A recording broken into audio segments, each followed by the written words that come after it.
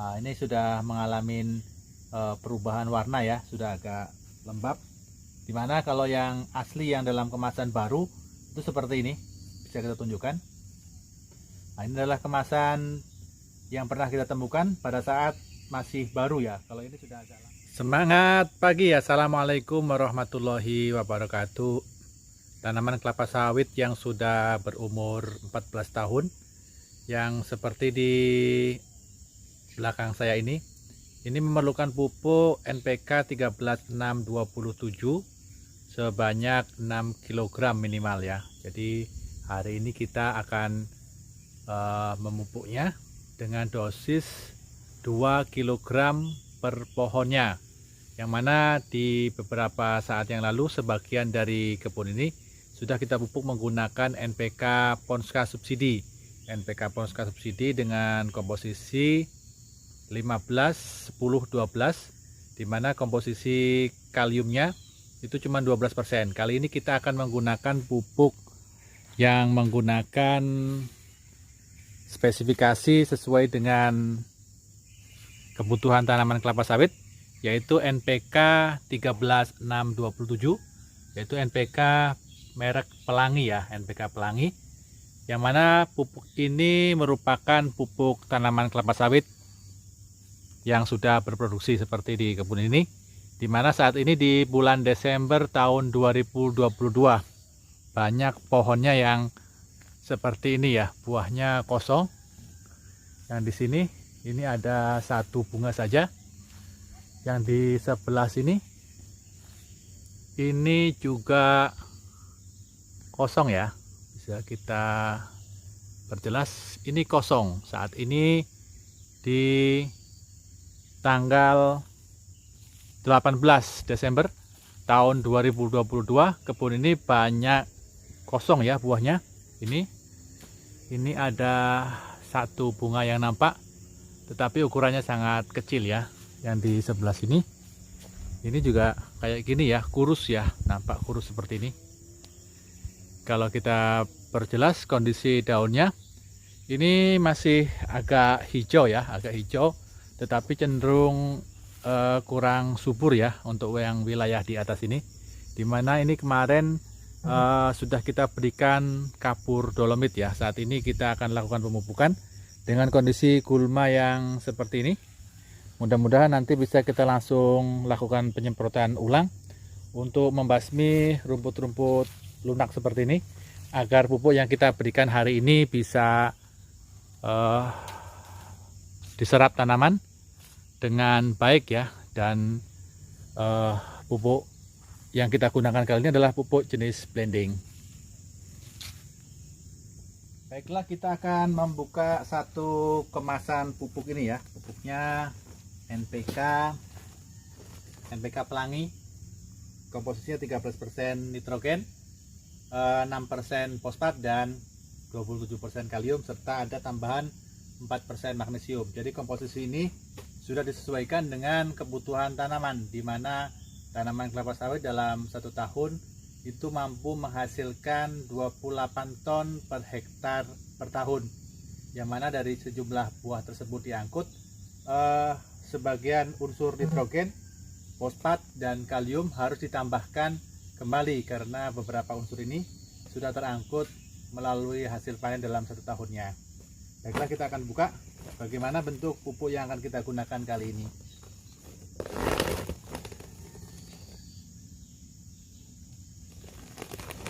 Pupuk NPK Pelangi yang akan kita gunakan kali ini seperti ini bentuknya ya. Nah, ini sudah mengalami perubahan warna ya, sudah agak lembab. Dimana kalau yang asli yang dalam kemasan baru itu seperti ini, bisa kita tunjukkan. Nah, ini adalah kemasan yang pernah kita temukan pada saat masih baru ya. Kalau ini sudah agak lama stoknya, jadi seperti ini. Pemupukan yang kita lakukan pada tahun ini agak terlambat ya. Seharusnya pemupukan itu dilakukan 3 kali dalam setahun. Untuk kebun ini baru kita lakukan 2 kali ya untuk tahun ini, yang mana untuk rotasi kedua pemupukan ini berjalan agak terlambat. seperti ini. Cara kami memupuk, di mana pupuk kita taburkan sebanyak 2 kg per pohon dengan penebaran yang melebar seperti ini.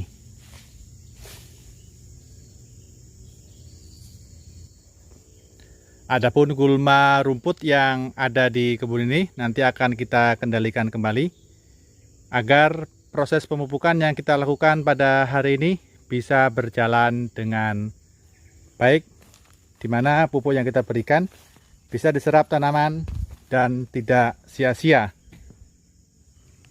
Jadi seperti ini. Seperti ini kerapatan penebaran pupuknya. Jadi warna-warna merah ini adalah merupakan KCl yang berbentuk flek, yang mana KCl ini sudah diolah oleh pabrik sehingga bisa terserap dengan cepat dibandingkan dengan KCl biasa, di mana untuk NPK blending ini juga menggunakan DAP ya sebagai sumber fosfat yang seperti ini. Nah, ini adalah bentuk pupuk fosfat, yang mana untuk pupuk NPK blending jenis pelangi ini menggunakan bahan DAP ya, bahan DAP, di mana unsur fosfat yang ada dalam pupuk ini lebih mudah larut sehingga tanaman bisa mendapatkan dengan waktu yang singkat. Untuk kondisi pohonnya seperti ini ya, seperti ini ya saat ini. Nanti kita akan coba lihat dalam beberapa bulan ke depan apakah ada perubahan di penampakan buah yang ada di pohon-pohon di kebun ini. Seperti ini.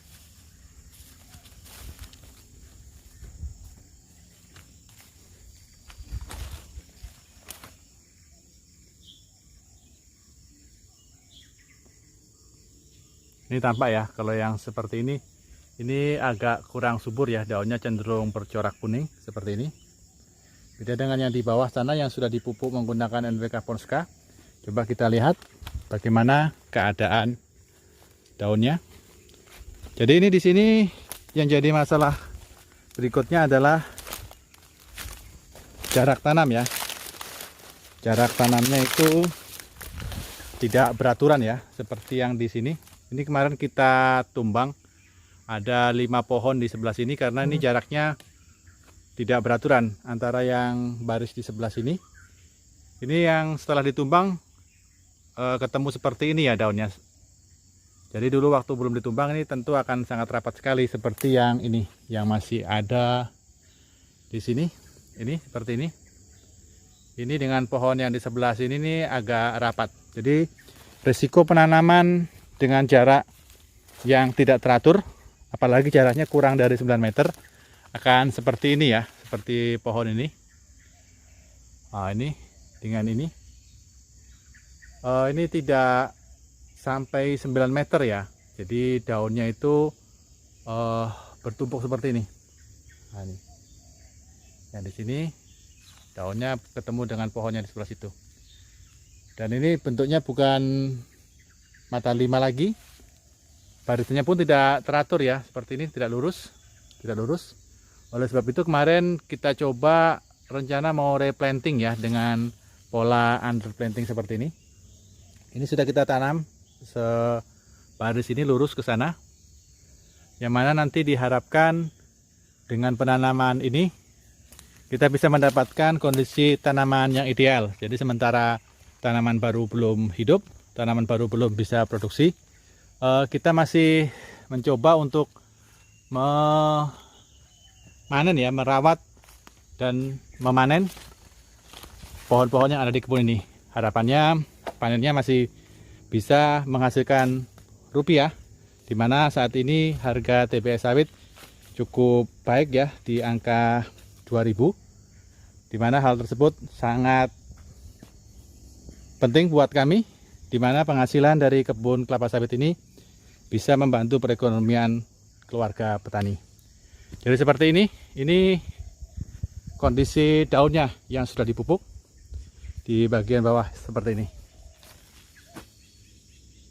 Nantinya untuk sisa lahan yang di bagian bawah sana akan ditanamin ulang. Jadi mungkin nanti sampai baris 3 baris dari bawah nanti kita akan coba tumbang. Kita akan tanamin ulang untuk 1 hektar yang di bawah. Karena ini kita masih mengharapkan yang di bagian atas ini masih berproduksi ya. Jadi rencana awal penanaman di bawah tajuk ini akan kita batalkan untuk yang di bagian atas ini. Yang akan kita jalankan adalah yang di bagian bawah ini, sekaligus menanami sisa lahan yang ada di bagian bawah sana. Demikian dari kebun petani sawit swadaya.